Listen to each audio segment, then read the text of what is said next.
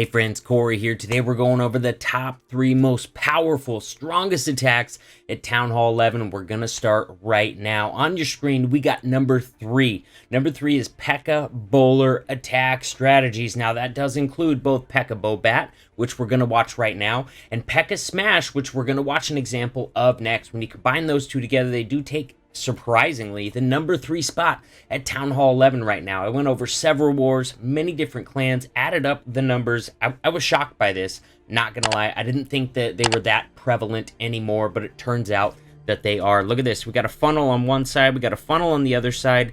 Pekkas and bowlers behind a wall wrecker heading into the base. All right, Pekka Bobat with Pekka Bobat attacks, you pretty much always have to use a wall wrecker because you can't afford to bring a lot of jumps or earthquakes or anything like that. You have to save spell space for the bats for the backside. Look at those guys working their way in there right now. I don't know about that Grand Warden ability, but that rage was nice. Beautiful thing is, once that wall wrecker goes down, those Pekkas are really good at breaking through walls, especially under rage. So as long as you have the pathing, they can work their way into the rest of the base. Now the key with Pekka Bobat specifically is taking out most of the splash damage in the base, along with most of the defenses as well. But if you look at this one right here, we've got all the splash damage. Considering they're going to take out this multi soon, we've only got 3 more splash damage defenses left on the backside. Now he's only got 3 freezes, and that's generally not quite enough to get through 3 defenses unless they've already really got their momentum going. But we have indirect pathing to this multi-target Inferno, so you're going to have to plan on having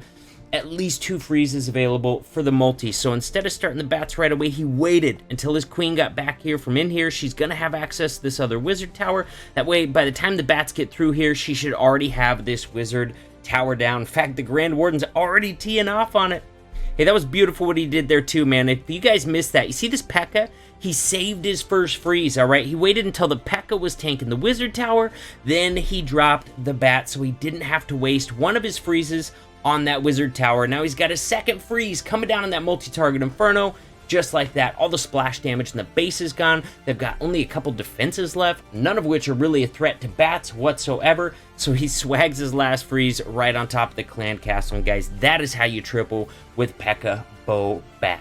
Alright guys, our next example is going to be also still number 3, Pekka Bowler attack strategies. This is just a little different flavor. There's no bat spells in this composition, just basically more jump spells, more rages, things of that nature. And this is a Pekka Smash, you guys. This is just relying entirely on the power of those Pekkas and bowlers, married with those healers, with just a little bit of backside troops to really get the entire base taken out. No bats needed, guys. Once again, we got a funnel created on the right, funnel created on the left, and we got the group heading into the base. He used a super wall breaker to get through the first layer. You might notice he didn't use a wall wrecker this time. That's because he wants to have something for the back end. First of all, he used the siege barracks to help funnel, but he's also got some loons coming out of there to kind of act as a back end troop. Normally, since you're using ground troops, normally hog riders are the better option inside of a siege barracks, but it works out for him right here. And look at this, we got double jump spells opening up access to basically the rest of the base, although this last jump spell could have been placed a little bit better. Did it open up access to this back multi? I don't know, man.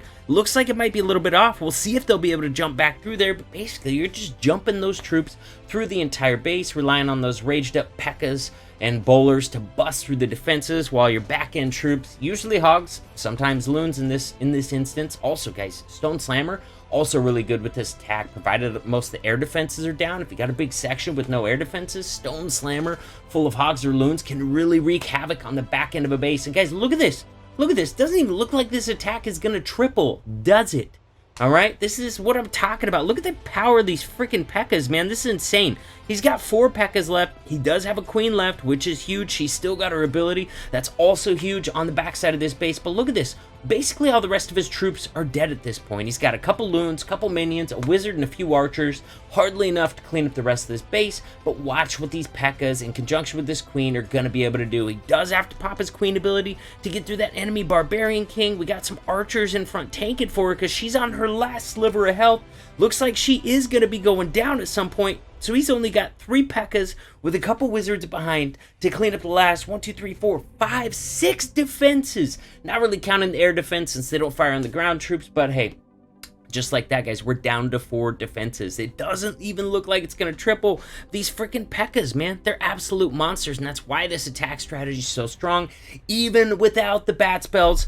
Watch these guys. Just going to bust through the wall, bust down the last few defenses, and just like that, it's a triple on the power of those Pekkas alone. Coming in at number 2 on our list is Lavaloon attack strategies, okay? And just kind of like the Pekka Bowler attack strategies, this really falls into 2 main groups. One of them is going to be Electron or Sui Lala, which are very, very similar.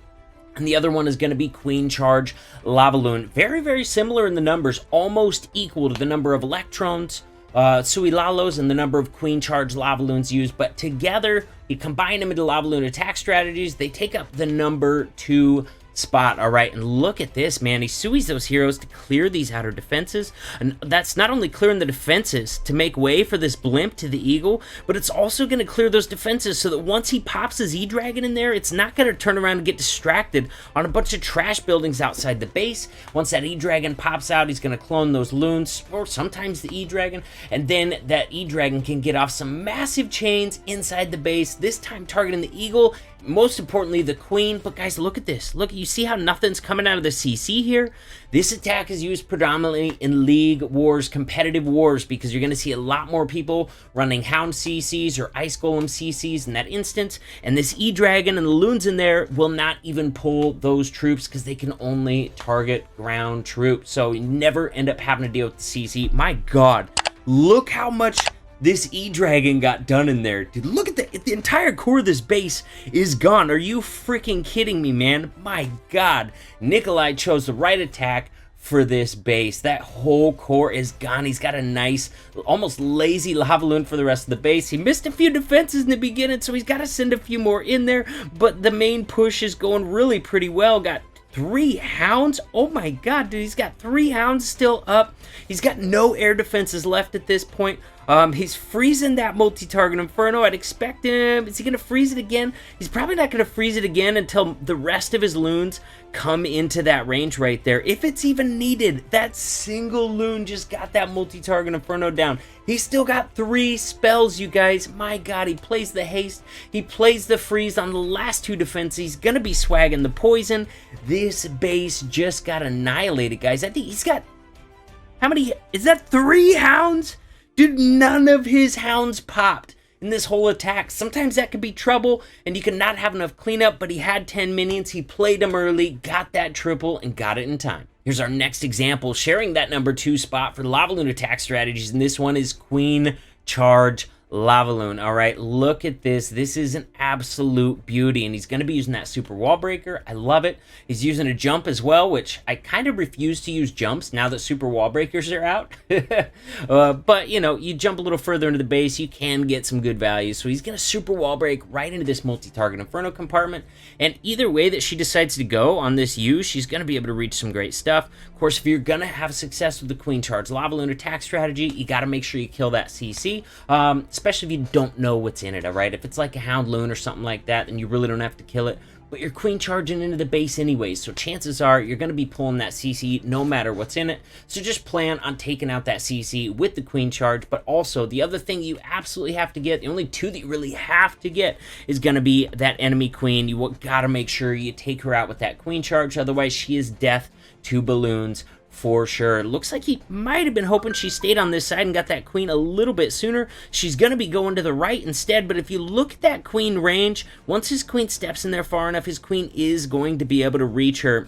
Got another rage down on that queen. Oh, it was a little bit late. The sweeper had pushed back those healers, so he ended up having to burn that ability. But look, this jump right here is going to lead her further into that base where she can access the Eagle Artillery, which is big time value on a Queen Charge Lavaloon as well, man. If you try and end on an Eagle and you don't charge it, it's going to rain down on your loons the entire time. Also, look at this OG move right here, dude. Super smart. This Stone Slammer is being played so far away from the nearest air defense that it's going to go ham on those defenses. It's going to take out so many of those defenses before it even pops because that air defense is not firing away at it. As he starts to get closer to that air defense range, he sends in the Hound to tank that air defense as he gets in the rest of his Lavaloon. Also worth looking at, you guys, he only brought 1 Hound with this Lavaloon, and that's going to depend on what you're more comfortable doing. A lot of people like to bring 2 hounds. It can depend on how many air defenses you have left up, but whatever you decide, if you decide to go with a single hound, make sure you bring some extra minions. If you're only doing a queen charge Lavaloon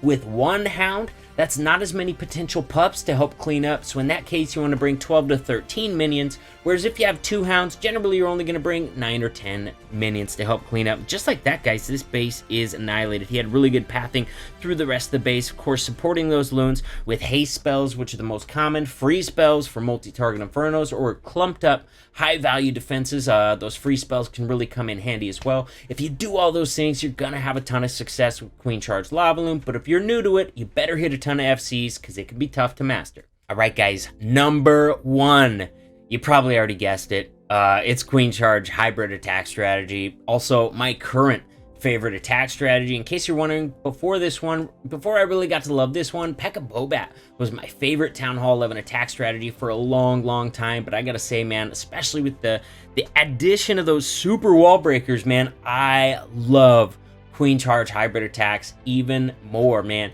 Basically, this attack is super versatile. You get to choose your value. As long as you set up good pathing, you get good value, and you get that CC killed, you're going to have success with the attacks. Those miners can kill heroes if they need to. The miners in the attack can weather the hits from the eagle better than most troops. And then but the big weakness of miners has always been the fact that they get really hung up and slowed down. Ground skellies can really slow them down, getting drawn deeper into the base by the heroes, while being hit on by a bunch of defenses. So, I mean, miners have some downfalls along with a lot of strengths. And when you bring in almost equal number of hogs and miners on an attack, the 2 strengths really play together beautifully, and that's what makes this attack so versatile and so strong. Of course, if you're doing a queen charge hybrid attack strategy at Town Hall 11, bringing a siege barracks in my book is really the only siege machine that you would ever want to bring. Gives you that free Pekka with the wizards, which can be absolute money for helping funnel the outside trash buildings, keeping your miners and hogs in the base. Guys, look at this, man. Those hogs and miners are working so well together. The miners are killing things like skellies and heroes, while the hogs kind of jump ahead and take out those defenses. Another beautiful thing about this symbiotic attack is the fact that a lot of times the hogs are going to set off the traps before the miners even get there. Now that results in a couple things. First of all, your hogs are usually going to end up dying out before your miners will, but by the time they do, they've generally set off most of the traps, and generally, since your miners hang behind just a little bit, your miners have pretty high health coming through to the backside of the base. And guys, we're going to be seeing that here pretty soon. It looks like they all ate that bomb tower blast. We're coming through to the backside, you guys. That queen is down. But look at this. He got a healer swap onto the miners and hogs, and those healer swaps are gold, man. Even when your queen dies, as long as you're starting your hogs and the miners in a good place to get that healer swap, your healer value doesn't have to end there. Healer goes down, but not before healing those hogs and miners a bit. Now, this is what I was talking about, you guys. At this point, we got a few defenses left in the base. The hogs have died because they stay front and center on those defenses. But look at this. A lot of those miners doing pretty darn good for health, man. Look at those miners' health over there. They're getting those trash buildings, but they're pretty high in health, if not full health, most of them. And watch them finish out the rest of the 3 defenses in this base, eating a giant bomb. But most of them have such high health, doesn't even matter. He's going to be ending this attack with a big group of miners with half health, and that's what makes this attack so freaking strong and versatile right now. And like I said, my favorite, guys. Thank you so much for hanging out. On your screen right now in the middle, if you haven't subscribed to my channel yet, press that button to subscribe right now. On the other side of the screen, you're going to see one of my other videos. Go check that out. We'll keep hanging out.